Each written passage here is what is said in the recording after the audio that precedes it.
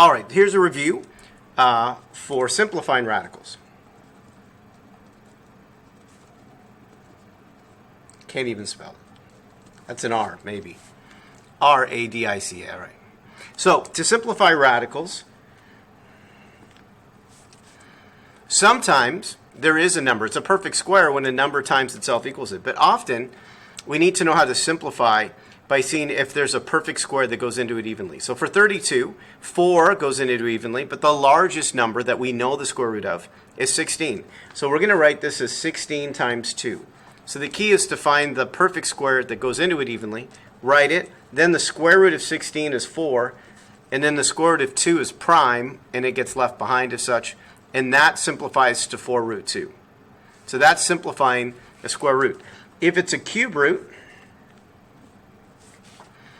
then again, is there a number 3 times itself that equals 24? No.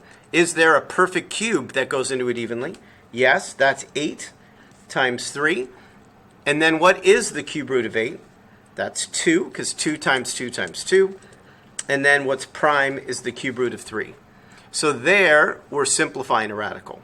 Understanding whether a perfect square goes into it evenly, or in this case, a perfect cube goes into it evenly. If I want to add two radicals together, they have to be like radicals to add together. So in this situation, you couldn't add them together because they're different numbers under the radical sign, but we can simplify it and then look again to see if they match. So 20, to simplify, we go 4 times 5. So what perfect square goes into 20 evenly? 4. 4 times 5. What perfect square goes into 45 evenly? 9. Then we simplify it. So the square root of 4 is 2, and root 5 is prime. Square root of 9 is 3, and again the square root of 5 is prime. Now relook at it. They both have the square root of 5. They have the same radical. So you can add the numbers in front, 2 plus 3, and you did it. Sometimes you're asked to multiply.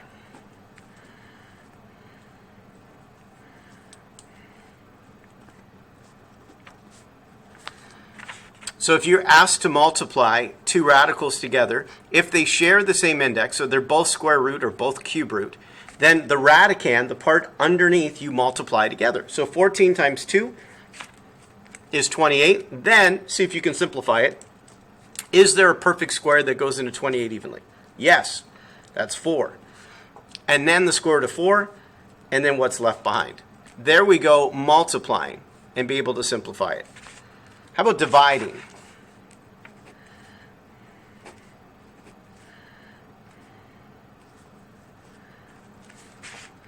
So if I'm dividing two radicals and they have the same index, they both are square root, first look, can you actually divide the numbers? 5 divided by 11? No. Then we look at the denominator. It's an irrational number. We want to rationalize it, which means we want that denominator to be a rational number. And so we take that irrational number and we multiply the numerator and denominator by that irrational number. Now, the numerator is what we just did up here. So it's 5 times 11. The denominator, a property of square roots, is when you take a square root times itself. So root 11 times root 11, that becomes 11. So when you have the same square root that multiplies, the square roots cross out, and whatever that number is under the square root is the answer. So what's root 2 times root 2? It's 2. What's root 5 times root 5? It's 5. That's what happens. And the square root of 55, no perfect square goes into it evenly, and you've divided it. This is also called rationalizing the denominator. All right, one more thing I want to show you is what happens when you have a fractional exponent. So 25 to the exponent 1/2. What does that mean? So I want you to understand that a fractional exponent means a radical. And it's the denominator that tells you the index. So 1/2 means the square root of 25. That's another way to write that down. And then what number times itself is 25, right? And you get your answer. Sometimes